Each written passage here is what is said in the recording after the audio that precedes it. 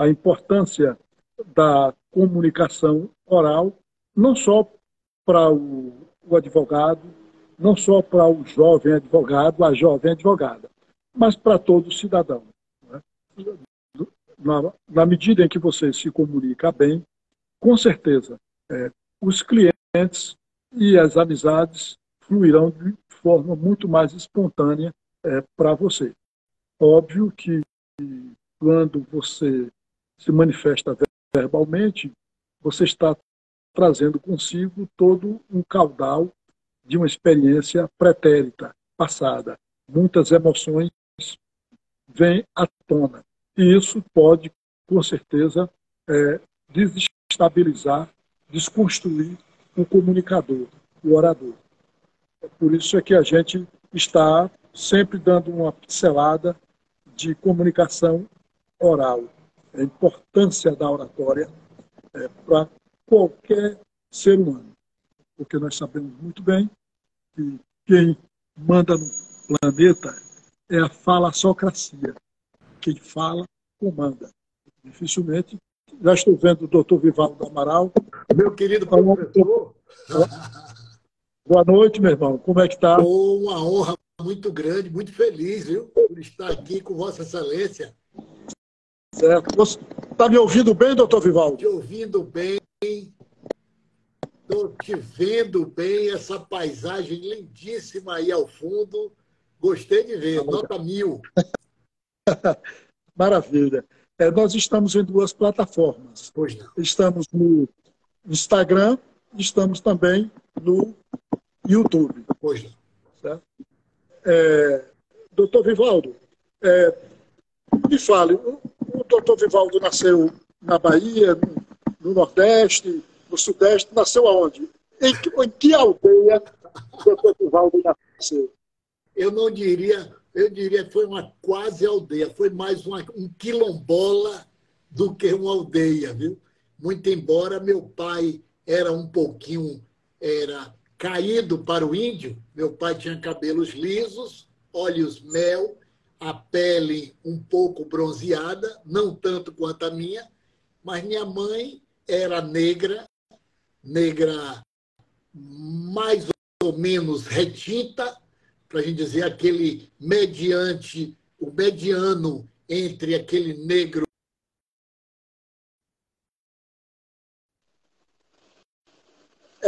Você... Miscigenação.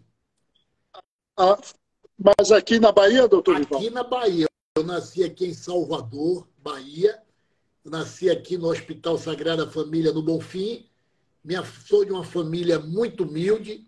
Nasci e me criei, quem conhece aqui Salvador, no Uruguai, na Massaranduba, ali naquela região dos Alagados. E sou de uma família de 5 filhos. Sou o último, sou caçula, como se dizia antigamente.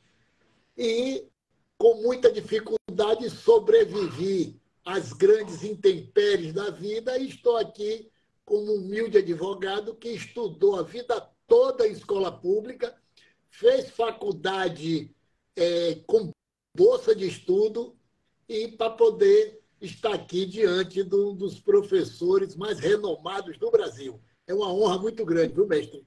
É bondade sua. Emily, o iPhone aqui está funcionando? Tá, tranquilo. Está ouvindo bem? Pronto, que eu não quero perder uma vírgula deste arauto do Tribunal do Júri Nacional. Doutor Vivaldo, mas antes o senhor teve uma pela Polícia Militar. O senhor foi oficial da Polícia Militar. Eu tive uma passagem. Como eu falei, Pedro, eu nasci e me criei em uma comunidade muito carente. E nessas comunidades carentes você só tem 2 opções, né? Eu diria 3. A primeira, você se render ao tráfico de drogas e sair fazendo besteira por aí, que é algo que eu não recomendo a ninguém. A segunda opção é você se acomodar e continuar naquele estágio de vida ali, de tantas dificuldades. E a terceira opção é você estudar e, obviamente, entrar no serviço público, via de regra, na Polícia Militar. E foi assim que eu fiz. Inicialmente, eu fui para o Exército, fiquei um tempo no Exército. Depois do Exército, eu saí e fiz o serviço militar obrigatório. Depois, fiz um teste para a Polícia Militar, para oficial, para ser oficial e para ser soldado. Passei nos dois, né?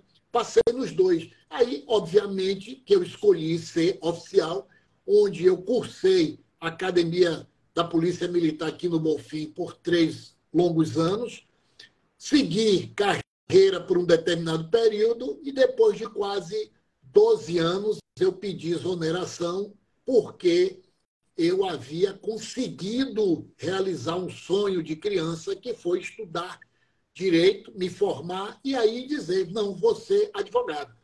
Eu esqueci um detalhezinho, meu querido professor Pedro, que é o seguinte, e eu gosto de frisar isso, a despeito de ter morado numa comunidade muito carente, de ser filho de pai e mãe analfabetos de carteirinha. Meus pais malmente desenhavam o nome, malmente desenhavam o nome.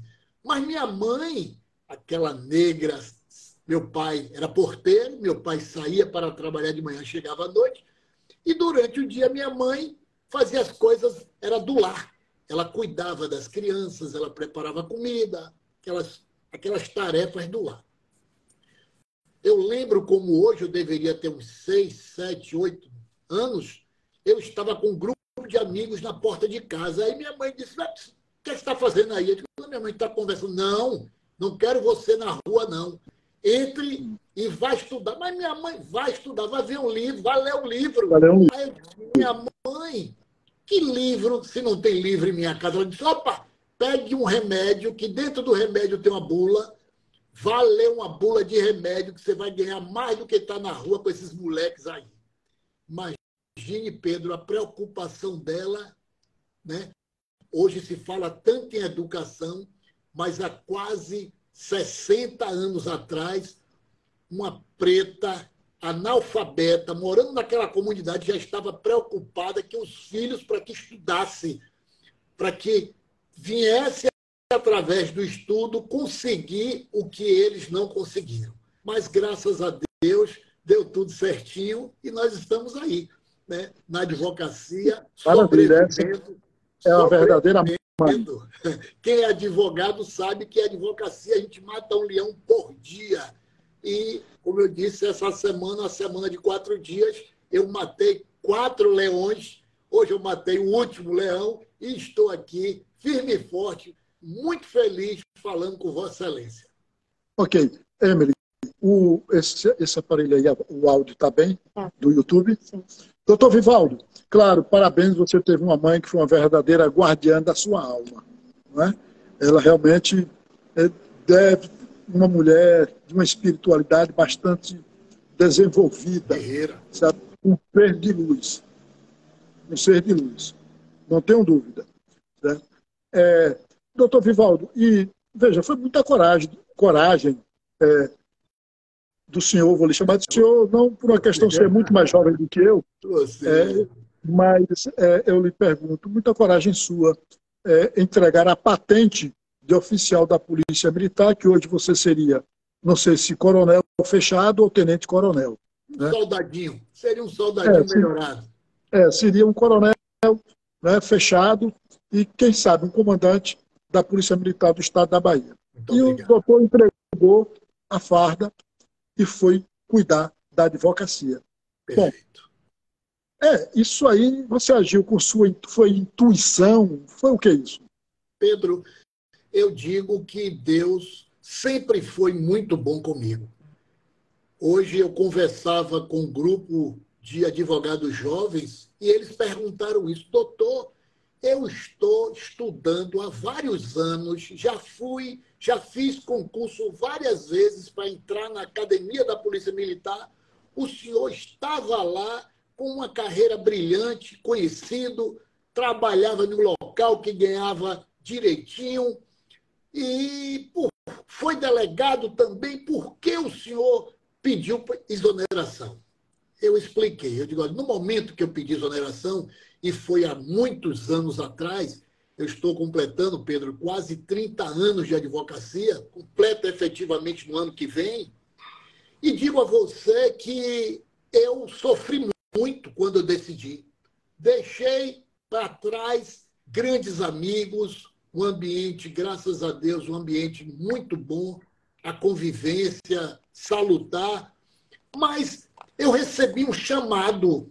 Eu lembro como hoje, ainda na corporação, eu fui chegar umas vagas para fazer um curso em São Paulo e ninguém quis ir.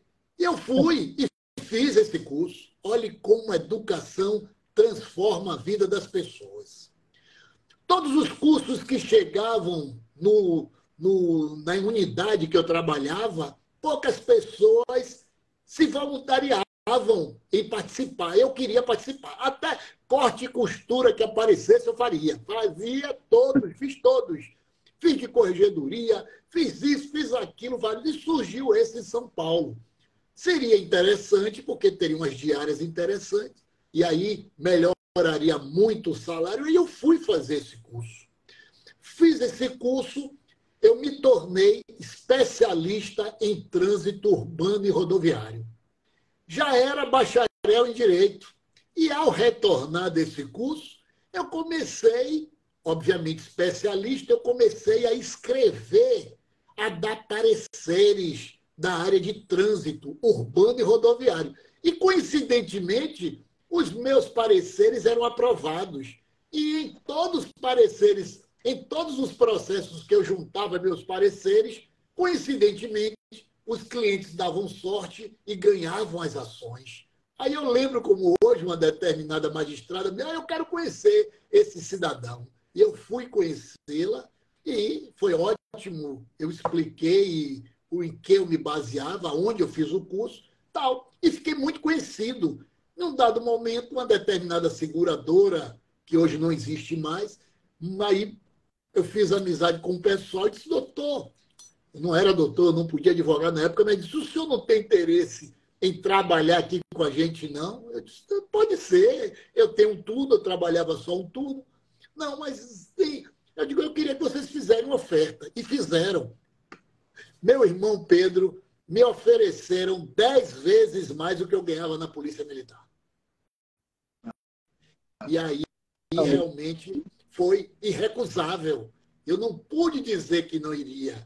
E fui, pedi exoneração, trabalhei um tempo lá, fiz um pezinho de meia, né? Troquei, andava de Mercedes, aquela Mercedes com motorista, com 40 e tantos passageiros que dividiam comigo aquele carro bonito, troquei por um Fusca. Quando meu primeiro dinheiro lá, meu primeiro salário, eu comprei um Fusquinha. Depois de um determinado tempo, eu fui para um Uno. Depois eu fui para um Tempra. E aí as coisas foram clareando, melhorando e outras causas surgindo e o nome aparecendo. E é isso que eu digo, essa ideia que eu digo ao profissional que está chegando hoje.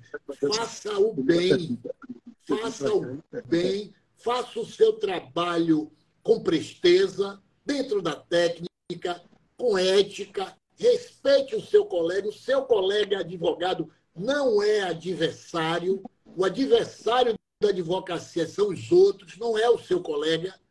Trate bem o seu colega, porque mais adiante você vai encontrá-lo. Eu friso isso constantemente. Cuide do seu colega. O seu colega está ali para defender o peixe dele.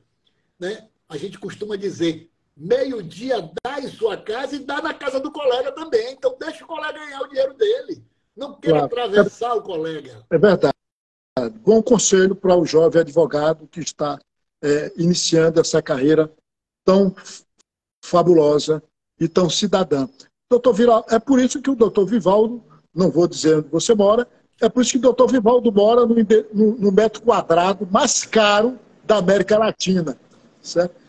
Doutor Vivaldo, tem uma pergunta de um seguidor que ele vai fazer aqui. E a Emily é quem vai lhe fazer a pergunta. Emily, senta aqui e faça a pergunta ao doutor Vivaldo Amaral. Emily, não pode sentar aí e perguntar. Se eu não souber responder, a gente pergunta juntos aí o nosso querido professor Pedro, viu? Boa noite, doutor Vivaldo. Tudo bem? Boa noite, minha irmã querida. Pode perguntar. A pedido do professor, vou fazer aqui essa primeira pergunta de um seguidor, tá certo? Tá joia. Qual é o maior desafio que você enfrenta ao defender um cliente acusado de um crime grave? Vou repetir mais uma vez, ok? Qual é o maior desafio que você enfrenta ao defender um cliente acusado de um crime grave? Minha irmã. Você deu lugar aqui para o professor. Pronto, doutor Vivaldo. E aí? E de logo eu deixo um grande abraço aí para esse querido seguidor que fez essa pergunta super inteligente. Muito feliz mesmo por ouvir essa pergunta e dizer que nesses quase 30 anos de advocacia, eu adoro quando eu chego a um cliente com crime grave. Porque, Pedro, não tem coisa melhor para um trabalhador, não vou dizer nem para um advogado, para um trabalhador que é fazer o que gosta. E pode ter certeza, eu adoro ser advogado. Eu adoro trabalhar com a justiça. Eu digo que o maior desafio em defender um cliente grave, se ele for inocente, é fazer o outro lado, a acusação, entender que eu estou ali diante de um inocente. E se o cliente for culpado, também é mostrar para o outro lado, a acusação, que ali está um ser humano igual a mim, igual a você, igual ao Ministério Público, igual ao juiz, né? Eu costumo dizer, meu amigo, que principalmente nos crimes de sangue, nos crimes onde se tira a vida do seu semelhante, quem somos nós para julgar, né? Eu advoguei em um determinado caso, eu conto isso sempre. Eu acredito que vão me perguntar, eu vou até adiantar. Qual foi o caso mais emblemático que o senhor... Exato. Tem essa pergunta aqui. Tem essa aqui. Eu tenho dois que eu tenho certeza que vão cair como uma luva. O primeiro, o mais difícil, o mais sensível, aquele que me demandou mais foi o da médica, aquele problema dos irmãos aqui em Salvador. Porque nós estamos vivendo num momento muito difícil no país, Pedro. Foi aquele caso em Undina que a médica, que a imprensa divulgou que a médica atropelou dois irmãos que estavam de moto.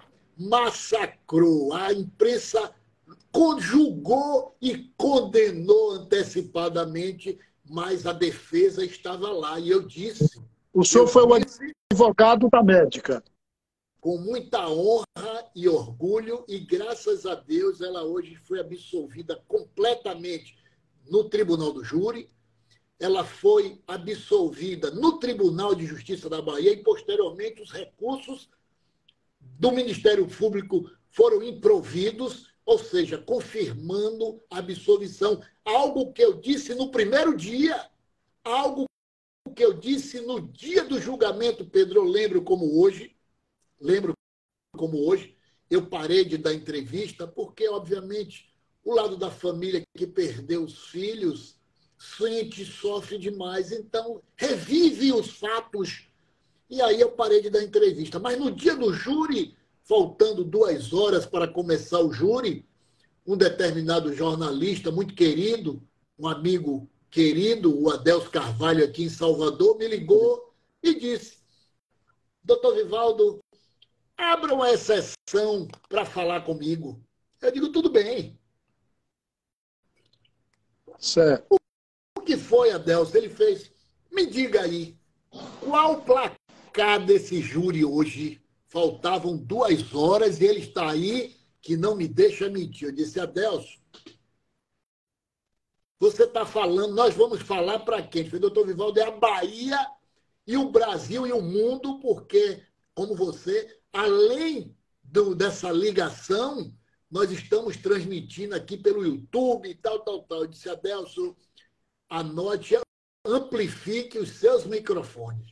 Eu rasgo meu diploma se aquela cidadã foi condenada. Ele aí fez aquele enxame todo. Olha, break news, doutor Vivaldo disse que vai rasgar o diploma. Eu digo, Adelso, eu digo e coloco por escrito. Sabe por quê, Adelso? Porque o fato aconteceu 8h30 da manhã, 8h45 eu estava lá. Nós ajudamos a levá-la para o hospital, porque ela também foi avariada, ela também foi abatida naquela situação. Adelson, dizendo a ele, logo depois eu fui para a delegacia, fiquei sem almoçar, sem jantar, cheguei na delegacia umas 9, 9h15, saí 2 horas da manhã do outro dia, o fato foi num sábado, eu cheguei numa sexta, eu saí 2h30 da manhã do sábado para dar entrada de um pedido, na época hoje não era eletrônico, era tudo em papel.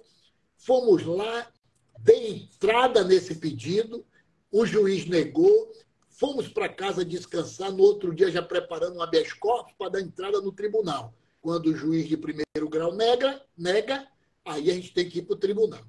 E nessa pegada, no sábado, eu disse, não, terminei uma grande parte do habeas corpus, botei meu chapéu de palha, minha camiseta, minha bermuda e fui lá no local, Pedrão. Fui lá para ver. Eu queria conversar com o povo, eu queria fazer um trabalho de investigação, que eu queria ouvir aquele vendedor de cana, eu queria ouvir o varredor de rua, eu queria ouvir o segurança, as pessoas que estavam ali ao redor, para poder me municiar de informações, porque eu estava pegando o caso que a imprensa do Brasil falava. Foi um caso rumoroso. Eu lembro como hoje que eu entrava no elevador no shopping, o povo saía. Meus filhos sofreram bullying na escola. Foi porque o tempo inteiro a televisão, era rádio, era tudo que tinha, batendo forte, dizendo que ela era culpada, que ela era monstra, isso, isso e isso. E logo depois a gente ficou provado que ela era inocente. Então, o seu microfone, Pedro, é um canhão. O seu microfone é um terremoto. O seu microfone é um tomahawk. É uma bomba atômica pela sua audiência, pela sua eloquência.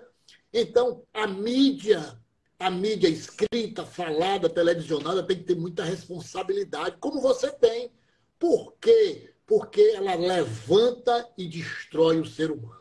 Então, o primeiro caso emblemático foi esse. O outro foi Dona Rosanita, que também um grande amigo meu, doutor Davi Galo, promotor de escola, um promotor combativo, botou o apelido de Rosanita Picadinho. Dona Rosanita, eu digo até hoje inocente, ela foi acusada de matar, esquartejar e fritar o marido. Você lembra desse caso? Me lembro. No Ogunjá. Também tive a honra de defendê-la, mas infelizmente... Mas, doutor Vivaldo, para avivar a memória dos nossos seguidores, o que é que o pessoal comentava sobre esta senhora? A dona Rosanita Picadinho? Rosanita Picadinho. Dona Rosanita. Picadinho foi o Davi que botou esse apelido. Davi Galo. Davi Galo, foi. E a gente brigou muito por isso. E o que é que aconteceu?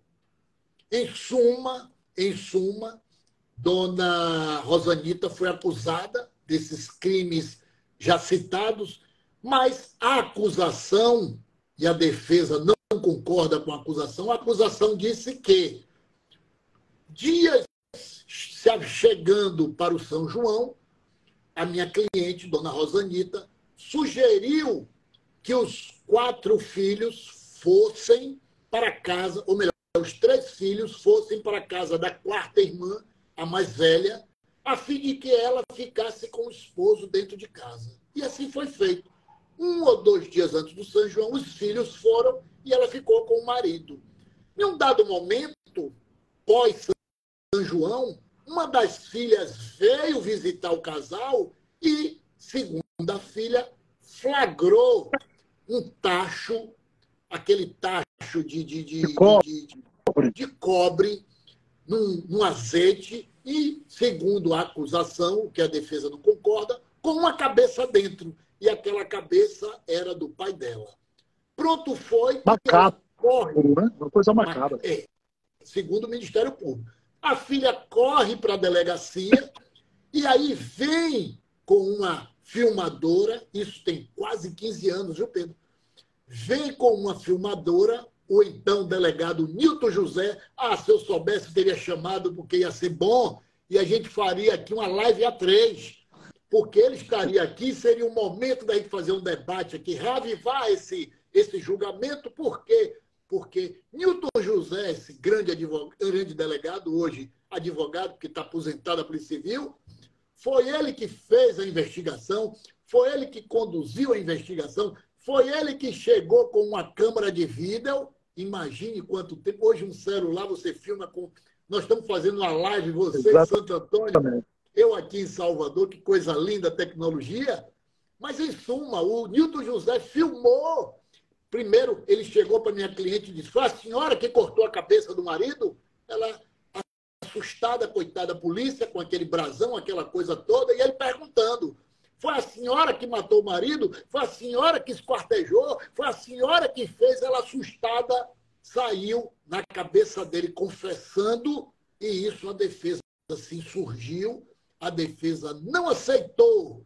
A defesa não aceitou, e me permita aqui, grandes amigos entrando, o Bernardo, o doutor aqui, Iranildo, o João Gomes, o Rai, e aqui que coisa boa, muito bom, viu, Pedro? A sua live é muito bem frequentada, viu?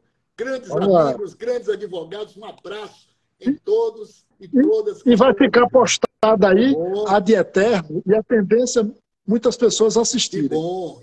E aí, dando continuidade, o Nilton José, aquele policial atuante, filmou, fez o interrogatório e prendeu em flagrante. Agora, pasme você as coincidências da vida, meu amigo. Em 1986, eu me formei pela Academia Militar, e quando eu chego lá no quartel, quem eu encontro? Eu encontro Soares. Quem era Soares? Soares era o marido de Dona Rosanita. Soares era um soldado e foi meu motorista. Imagina esse nome, Rosanita. Né? Ficou em minha mente. Aí vai se perguntar, como doutor Vivaldo, como é que o senhor chegou até ela? É porque esse fato, obviamente, eu trabalhando em outros processos, eu ligo a rádio aqui em Salvador, e aí eu estou ouvindo: olha, acaba de acontecer e tal, no Obujá, isso, o delegado deu entrevista. Aí eu vi, como é o nome da vítima? Soares, e o nome da mulher? Rosanita. Eu digo: eu conheço esses dois. Pronto, peguei o carro, fui lá no presídio, ela disse: doutor Vivaldo, eu sou inocente, me socorra. Esse delegado, malfeitor, aí esse tirou dos cachorros e jogou no delegado. Tirou os cachorros, jogou no delegado. Esse delegado infame, eu sou inocente. Doutor Vivaldo, me tire daqui, me salve. Eu digo: dona Rosanita, eu acredito na senhora. Eu lembro do carinho, do amor da senhora para com Soares, meu amigo de muitos anos. Eu vou lhe defender. E aí, meu amigo, nós entramos com recurso, e vai para ali, vai para baixo, e nada. A imprensa do Brasil em cima, e aí nós fomos. Aí você vai dizer, né, em cima daquela pergunta, qual o maior desafio nesse processo? Sabe qual foi, Pedro? Pedro. Sabe o que foi? Encontrar alguém que quisesse testemunhar a favor de Dona Rosanita. Ninguém. Nem os filhos quiseram ser testemunha de defesa dela. Meu amigo, foi uma dificuldade. Aí eu sei que apareceu alguém. Nós fizemos a instrução, fizemos a defesa preliminar, as testemunhas de acusação. Sabe quem foram? Sim. Os filhos. Os filhos foram arrolados pelo Ministério Público e todos uníssonos disseram: doutor juiz, nós não queremos que a nossa mãe seja solta, porque se ela for solta, ela vai fazer com a gente o que ela fez com o nosso pai. Meu amigo, que drama familiar. Que drama familiar. Mesmo assim, aí pronto, a imprensa: esse doutor Vivaldo é um miserável. Como é que ele pega uma causa dessa? Como é que um homem desse, o que é que ele... Aí veio gente de tudo que é lugar do Brasil para esse júri. Foi uma comoção em Salvador, foi uma comoção muito grande no Estado. nisso, porque... E familiares, você pega um caso desse, a família, não pegue, mas só, Pedro, que é um compromisso profissional. O advogado ele não defende o crime, o advogado criminalista ele defende o cliente para que ele tenha um julgamento justo. Por pior que seja o crime, e eu fico feliz que eu estou aqui diante de grandes advogados que nos ouvem, que participam de sua live e que vão assistir posteriormente. O advogado ele está ali naquele sacerdócio para que o Estado juiz, para que o Ministério Público, que é o fiscal da lei e o defensor da sociedade, mas que às vezes extrapola para que aquele cliente ele tenha um julgamento justo, equânime. E isso nós fizemos. Atuamos de maneira combativa, sofremos. Cansei de passar no lugar, jogarem ovo no meu carro, dizer, o senhor, como é que pode um advogado no dia do julgamento esticar a minha roupa? Não, doutor, não advogo para essa cidadã, não. Mas a gente não podia dizer que não ia advogar. Entendeu? A gente não pode. O advogado tem um compromisso, ele tem um juramento. É como o bombeiro. A casa está pegando fogo, o edifício está pegando fogo, o bombeiro não pode dizer, eu não vou não, que eu sou bombeiro. Ao contrário, ele tem que ir. Ele jurou no dia da formatura que ele tem que enfrentar o perigo, mesmo com o risco da própria vida. Assim é o advogado, você faz o juramento. E, infelizmente, as pessoas não entendem, mas é a nossa profissão. Doutor Vivaldo, realmente surpreendente. Dois casos bastante envolventes. O Brasil todo se envolveu nessa questão dos dois irmãos que foram atropelados, eu não sei como, pela médica, e o senhor conseguiu libertá-la, e também dessa senhora Josenita, que a acusação e os filhos diziam que ela fez picadinho do marido, né, no tacho e etc. E o delegado filmou a cabeça do marido no tacho, e ela estava na penitenciária, e o senhor conseguiu absolvê-la? Não, infelizmente, eu volto a dizer, tudo que eu falei aí foi a visão do Ministério Público. A defesa não concorda. Não, eu sei. Infelizmente, a mídia jogou a população contra a minha cliente. Ela foi a júri popular, infelizmente ela foi condenada, mas continuamos recorrendo, mas tempos depois ela teve tuberculose dentro do presídio e veio a falecer. Mas eu volto a dizer, foi um dos casos mais sensíveis que eu trabalhei, um caso difícil, e eu termino a minha carreira, pretendo ficar muito tempo, mas quando findar, eu findarei confiante na inocência de Dona Rosanita. A defesa entende que não foi ela, mas infelizmente não houve tempo para a gente provar isso através de uma ação rescisória, através de medidas jurídicas para tentar anular aquele julgamento, fazer até em outro local, longe da mídia, para ver até um outro resultado. Verdade. Emily está com outra pergunta já não é de um advogado, é de um seguidor que exerce uma outra atividade. Emily, você pode vir aqui, por favor? Se eu não souber, vou pedir ajuda, viu, Pedro? Me ajuda aí. Vem cá, Emily. Vamos lá de novo, doutor Vivaldo. Vamos, minha irmã. Como você mantém a ética e a integridade ao defender um cliente acusado de um crime? Repete novamente. Pronto. Como você mantém a ética e a integridade ao defender um cliente acusado de um crime? Pronto. Quem me conhece sabe que eu procuro seguir os ditames da advocacia diuturnamente.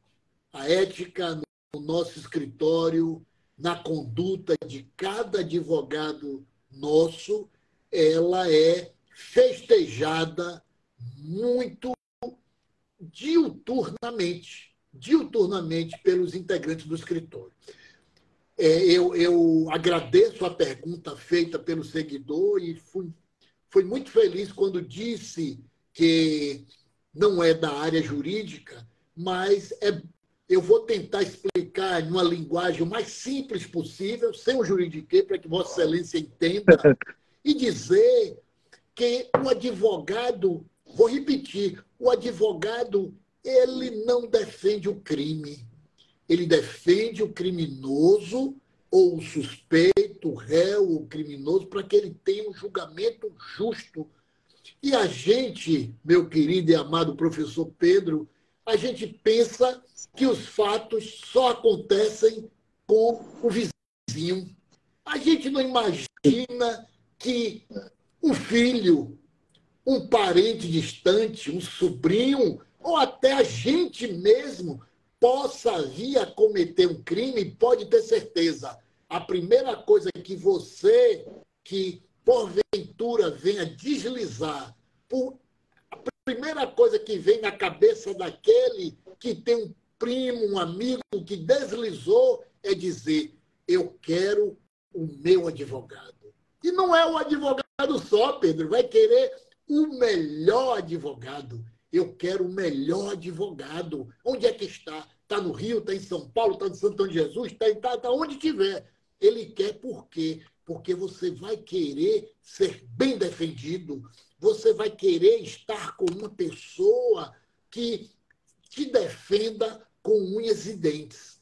Mas, infelizmente, quem assiste a defesa não entende que o profissional está fazendo o papel dele, mas nem todo mundo entende, aí vem essas críticas, mas não desejo mal.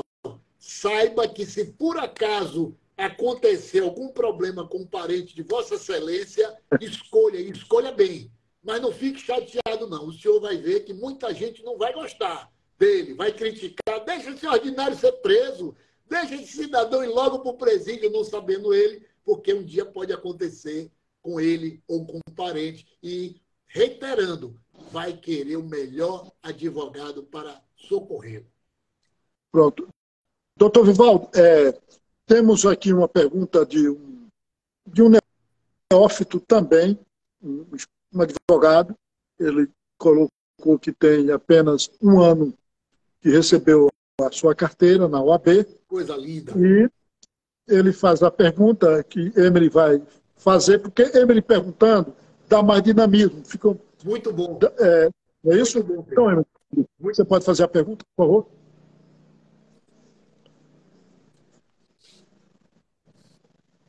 Quatro, não é isso, professor? Pronto.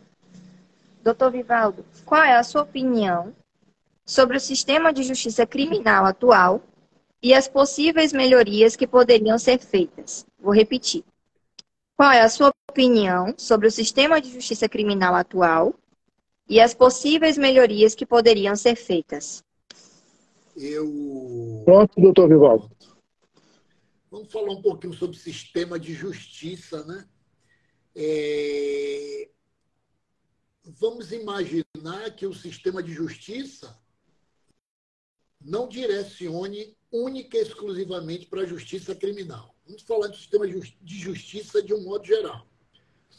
O sistema de justiça, ele poderia estar composto da justiça em si, do Tribunal de Justiça, que envolve juízes de segundo, a nível Bahia, segundo graus e primeiro graus.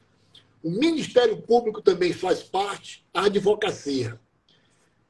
Eu faço questão de pedir aos meus queridos irmãos, e vejo aqui o doutor Júlio Vilela, meu amigo, meu irmão, grande conselheiro da OAB, que representa... Doutor Vivaldo,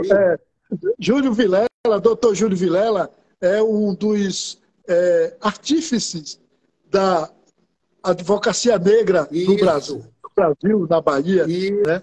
É um farol. Isso. Doutor André Maia, o Ronilson e outros companheiros que nos acompanham aqui, não está mostrando direito, mas então o sistema de justiça na Bahia, ao meu sentir, funciona a contento. Obviamente que nós, advogados, nós somos provocativos. Nós nunca estaremos satisfeitos com o sistema. A gente vai estar sempre reclamando, pedindo melhorias, né?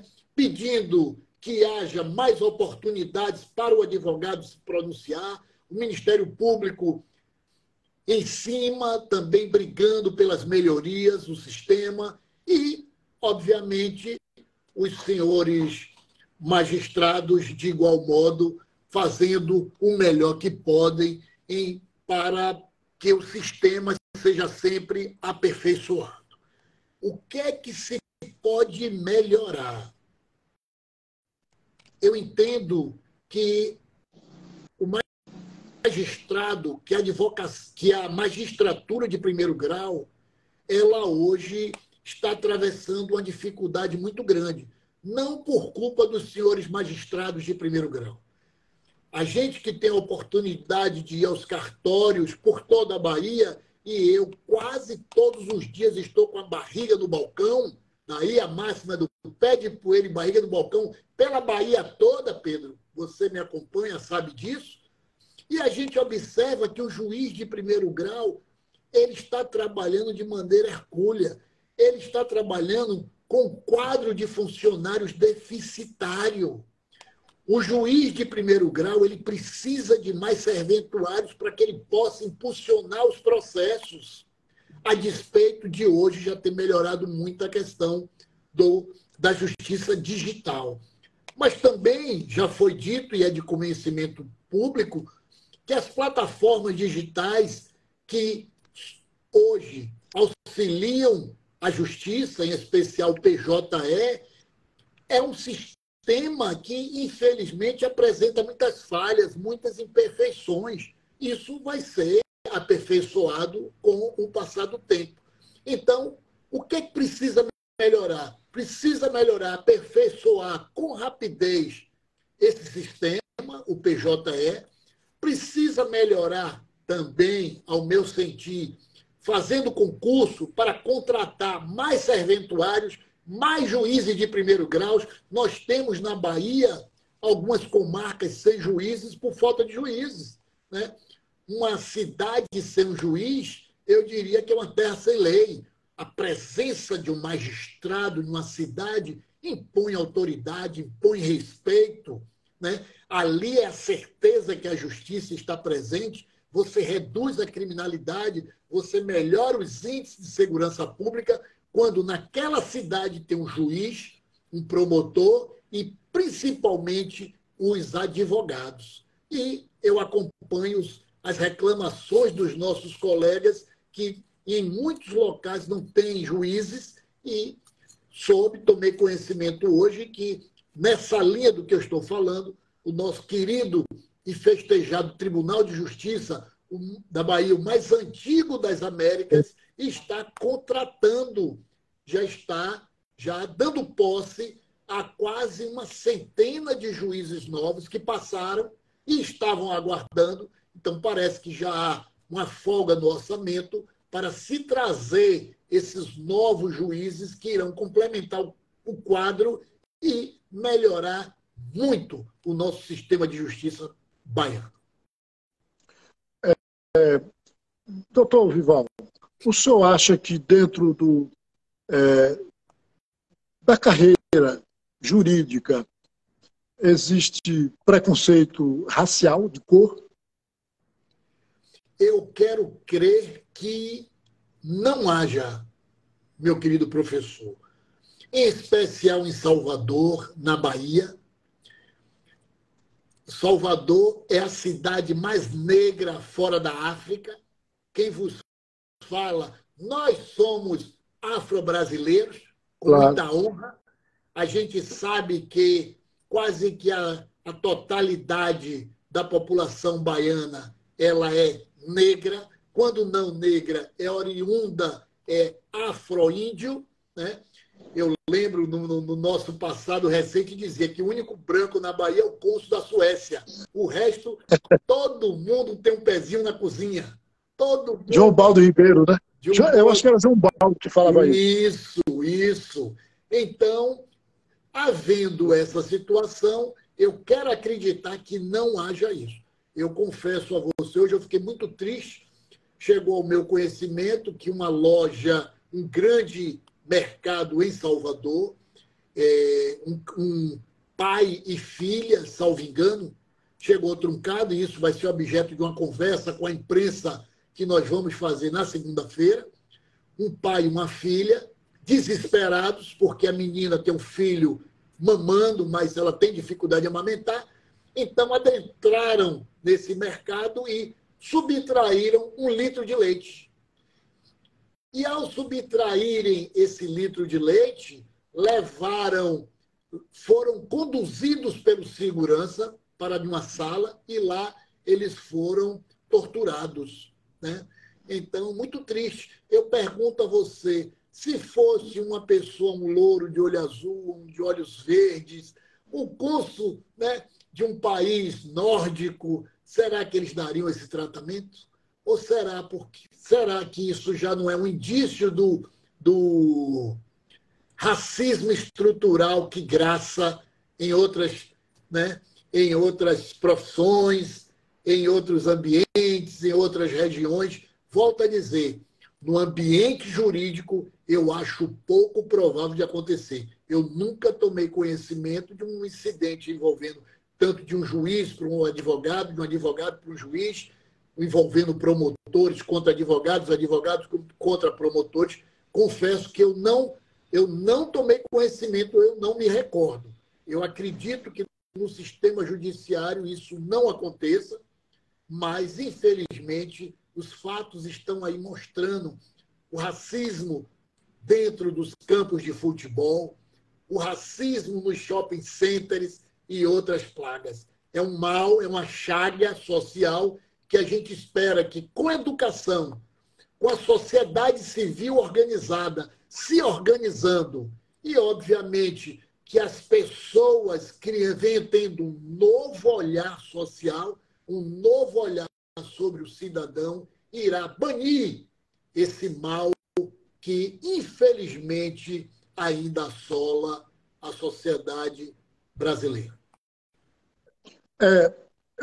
Parece-me que ontem houve uma posição do tribunal, ou do magistrado, ou do desembargador, do magistrado que eu falo de primeira, mas que o senhor conseguiu, como diz popularmente, absolver 2 policiais aqui do 14º Batalhão de Polícia de Santo Antônio, é verdade?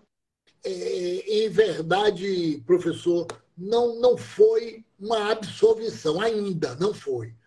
É um caso muito rumoroso aí em Santo Antônio de Jesus. Eu me permito não citar nomes por uma questão ética, mas, infelizmente, 2 grandes policiais militares estavam custodiados no Batalhão de Choque, que é um presídio militar aqui em Salvador, a despeito deles serem de Santo Antônio de Jesus, e porque pesavam sobre eles 2, a suspeita de terem praticado um homicídio contra um determinado cidadão aí em Santo Antônio de Jesus. Eles estavam cumprindo prisão preventiva. Ontem nós participamos de uma audiência que começou 8h30 da manhã e terminou quase 19 horas. Né? E nessa audiência, o doutor Júlio, esse grande magistrado da nossa querida Santo Antônio de Jesus, achou por bem, num dever de justiça, revogar a prisão preventiva após uma manifestação minha, no sentido que fizesse isso, levando em consideração os requisitos objetivos e subjetivos previstos em lei, que permite o magistrado voltar atrás e rever a decisão, e isso foi feito em audiência. E, graças a Deus, eles ontem à noite já voltaram para Santo Antônio de Jesus e já estão aí no seio dos seus familiares. Ficarão afastados por um período, por quê? Porque o processo continua.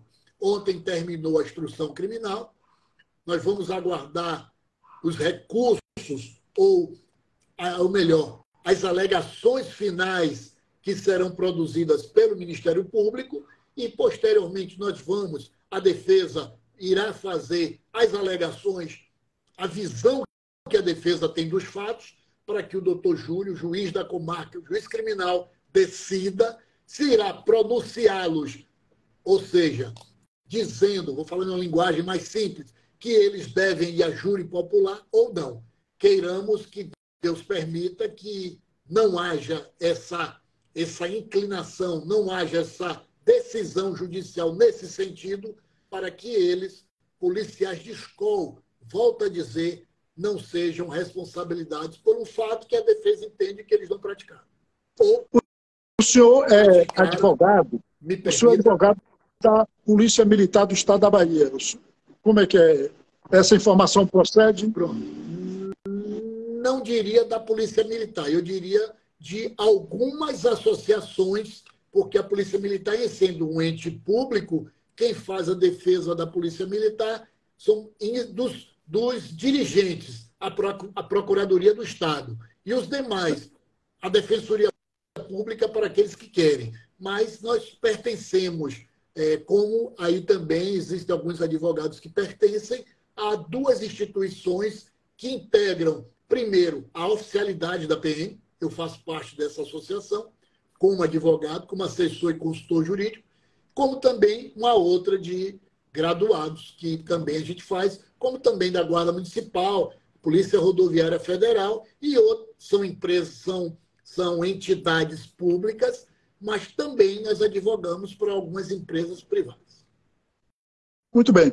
Temos essa pergunta que Emily vai fazer ao doutor Vivaldo Amaral, é a seguinte. Antes da pergunta, doutor Vivaldo, essa audiência de instrução e julgamento durou esse tempo todo, foi? Perdoe, eu não entendi. Essa audiência de instrução e julgamento Sim, durou várias horas, não foi? durou. Ontem, na verdade, nós ouvimos em torno de umas 4 ou 5 testemunhas. A lei diz que ela é ininterrupta, ela teria que ir do início ao fim, mas seria muito difícil, porque são várias testemunhas. Foi fragmentada, ontem foi a terceira audiência, mas os policiais já estavam custodiados há 2 meses. Eles estavam presos há 2 meses e ontem foram soltos e, como eu falei, estão já aí em Santo Antônio de Jesus, no seio dos seus respectivos lares. Nesta fase do processo, a oralidade graça. A importância da oralidade, da oratória nessa audiência de instrução e julgamento, ela é fatal, é fundamental, é impactante. É preciso que o advogado tenha realmente um desenvolvimento retórico sublime, né? Porque é ali no momento que ele traz à baila as letras que estão mortas no processo, ele traz com seu hausto, com sua voz, para ali persuadir ou mostrar ao magistrado o quanto o seu cliente ele é merecedor da sua defesa. O senhor acha importante o poder da oratória nesta fase do processo? Eu acho imprescindível. E pode ter certeza, professor, nesse momento, no momento que termina a audiência, que o advogado irá usar de toda da sua sapiência na questão oratória, a primeira pessoa, primeiro eu faço uma conexão com o Altíssimo e peço a ele para me inspirar. Depois eu lembro das minhas aulas com o professor Barroso. Aí, graças a Deus, a gente, aos pouquinhos, a gente vai usando aquelas técnicas que você me ensinou e a gente vai devagarzinho, vai tentando dali, tentando de lá. E, normalmente, os clientes têm sorte. E, graças a Deus, nesse caso, tanto tiveram que o juiz promoveu a soltura após a nossa manifestação oral, que durou um bom tempo. Eu fiz o histórico do todo o processo, como começou, em que fase estava. Tem um fato interessante que, em um determinado momento, o Ministério Público queria que demorasse mais um pouquinho para poder o juiz se manifestar sobre, ou melhor, para que ele se manifestasse, mas não, o juiz entendeu que era o momento, até porque os requisitos da prisão já tinham acabado em razão da conclusão da audiência de instrução, e o juiz achou por bem revogar a prisão em audiência. Foi uma vitória da justiça, foi uma vitória dos clientes e, graças a Deus, agora é tocar o processo, acompanhar o processo e pedir a Deus que ele se encerre após as alegações finais. Para vocês que estão nos ouvindo, nós teremos uma mentoria sobre oratória eficaz, que será lançada, esta mentoria, no dia 12, agora, de maio, no dia 12. Lançaremos esta mentoria. E Dr. Vivaldo realmente é conhecido por todos como um grande tribuno, um dos maiores oradores, um dos homens mais loquazes da oratória jurídica forense neste país. Doutor Vivaldo, nós temos uma pergunta, a gente não pode deixar escapá-la, porque esse seguidor, não sei se ele se é advogado, qual é a profissão dele, e Emily vai fazer esta última pergunta. Emily, pode fazer, ela disse que pode. Tem uma pessoa aqui que está ciscando para falar com o senhor, está correndo. Quem é? É a doutora Lia. A doutora Lia é a maior autoridade aí em Santo Antônio de Jesus. Doutora Lia, vamos para a última pergunta aqui, então. Mande um abraço aí para a doutora Lia, viu, amiga? Pode deixar. Como você mantém um equilíbrio entre a sua vida profissional e pessoal ao lidar com casos tão exigentes? Eu comentei no início da nossa fala que não existe coisa melhor para um trabalhador do que fazer o que gosta. Quando você faz o que gosta, você está cansado, você chega em casa cansado, você toma aquele banho frio, você já está pronto para fazer tudo de novo. Advogar, o grande Sobral Pinto dizia, advocacia não é profissão de covarde. Não é? Ele dizia, advocacia não é profissão de covarde, mas não só do covarde por ter receio da polícia, de enfrentar os poderosos, de pegar um caso que a população não goste, muitas vezes nos critique. Não é isso só. É também a covardia de acordar 4h30 da manhã e buscar o seu cliente, de falar com o cliente, de avançar horas em reuniões com os integrantes do escritório. Às vezes você chega em casa cansado, a família não entende. Mas por que você já está nessa idade, já está tranquilo? Por que não abandonar? É porque a gente gosta. Então, volto a dizer, você, Pedro, aí, brilhante, formou vários advogados, juízes, promotores nos seus diversos cursos, poderia estar tranquilo aí na sua fazenda, cuidando de seus netinhos, as coisas mais lindas do mundo, mas você continua na sua peleja, porque o que você sabe é o que você mais sabe, é o que você tem conhecimento, que você está ajudando tanta gente. O medo de falar em público, hein, Pedro? Medo de você falar e você, nas suas técnicas, você ensina o profissional a perder o medo de falar em público. Eu sou tímido por natureza. Eu perdi o medo ouvindo você, Pedro. Muito obrigado. Você é muito generoso. É muito generoso. Doutor Vivaldo, muito obrigado pelas palavras.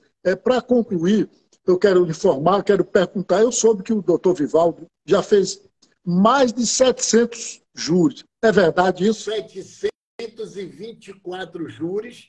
E eu acredito que para o mês eu vou de vários locais do país. E para o mês, o Centro de Estudos Jurídicos Vivaldo Amaral, SESVA, estará lançando um curso, me permita divulgar aqui, vai ser Como se tornar um expert no júri popular. Queremos você lá, viu? Vamos, com certeza. Vamos divulgar esta obra. Vamos divulgar esta obra. Como se tornar um expert no júri popular. Nós vamos passar para esse novo advogado como é que ele deve agir, a postura, a apresentação, a oratória, técnicas de psicologia para que ele encante o jurado, encante a plateia e, de posse, e trazer uma turma nova. Então, uma turma nova que está brilhando e a gente quer passar essas informações e iremos passar num curso, volto a dizer, a ser promovido pelo Centro de Estudos Jurídicos Vivaldo Amaral. Pode aguardar. Ah, que maravilha. Doutor Vivaldo, pena que já estamos chegando ao final da nossa live, mas eu gostaria só que o senhor desse uma palavra antes do encerramento, uma palavra para o jovem advogado. Dizer a ele que eu também sou um jovem advogado, viu? Um jovem advogado. Como quando eu vejo a turma jovem chegando, eu fico extremamente feliz, reúno e bato um papo com ele. Doutor, qual é a sua OAB? Eu digo, olha, é mais nova do que a sua. Quantos anos você tem de advocacia, doutor? Eu digo, você tem quantos? Eu tenho 6 meses. Um outro hoje me disse, eu tenho 1 mês, doutor. Me ajude, me diga aí, eu estou igual a você, eu tenho alguns dias. Faltam alguns dias para eu completar 30 anos de advocacia. Graças a Deus, Pedro, nunca tive um aborrecimento com colega, nunca tive um aborrecimento com juiz, com promotor, com polícia federal, civil, ninguém, zero. Por quê? Porque eu sei aonde é o meu lugar. Procuro tratar bem todo mundo, procuro respeitar o cliente, gosto de ser respeitado, né? Eu digo que o advogado ele tem que ser igual a espada. Brilhante, a espada é brilhante, né? Flexível, forte e afiado. Brilhante, flexível, você não pode levar tudo a ponto de faca. Forte e afiado. Para, no momento certo, você penetrar a palavra e atingir os seus objetivos. E outra coisa, a você, advogado jovem, vocês procurem valorizar a nossa advocacia. Como valorizar? Respeitando o colega, respeitando o juiz, respeitando o promotor, respeitando o serventuário de justiça, respeitando o seu colega, valorizando a ética. Façam isso que o que você quer da advocacia chegará mais cedo ou mais tarde. O que for seu, Deus com certeza botará no seu caminho. Não queira nada além do que não é seu, porque o seu com certeza vai chegar. Viu? Aqui, muito bem. Nossa amiga Ruane Braz, com certeza, amiga, brilhante. É isso aí. Brilhante, flexível, forte e afiada. Seja assim que, com certeza, vocês serão grandes advogados. Grandes advogados. Uma honra, viu, professor, estar aqui com Vossa Excelência, dizer que eu melhorei muito com essa live, saio da live melhor do que entrei e com saudades, aguardando você aqui em Salvador, com a minha querida doutora Lia, a quem eu deixo um beijo no coração, essa família linda, meu irmão Abílio, lá em Feira de Santana, a quem eu reputo um dos melhores advogados e professores da Bahia. Com fé em Deus, meu futuro chefe de gabinete, com fé em Deus. Doutor Vivaldo, Ruane Braz, ela fez uma live conosco antes de ontem, foi um sucesso total, é uma jovem advogada, realmente. Doutora Ruane, um abraço, que Deus lhe abençoe. Doutor Vivaldo, vou encerrar por aqui com as seguintes palavras para o senhor. Que Deus lhe proteja, lhe ilumine e o livre das armadilhas do inimigo invisível. É verdade, meu irmão. É verdade. Um abraço. É verdade. Muito obrigado. Um abraço da família, meu irmão. Obrigado.